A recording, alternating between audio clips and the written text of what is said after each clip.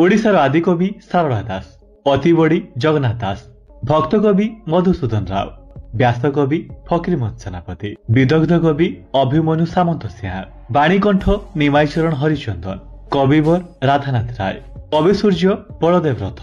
कांत कवि लक्ष्मीकांत महापात्र, कविचंद्र कालीचरण पट्टनायक, छंद कवि राधामोहन गणनायक, कवि मंजुल कृष्ण प्रसाद बसु, जातीय कवि वीरकिशोर दास, कविशेखर चिंतामणि महांती, किशोर कवि श्यामसुंदर दास, गणकवि वैष्णव पाणी, प्रकृति कवि गंगाधर मेहर, प्रेम कवि मायाधर मानसिंह, पल्ली कवि नंदकिशोर बड़,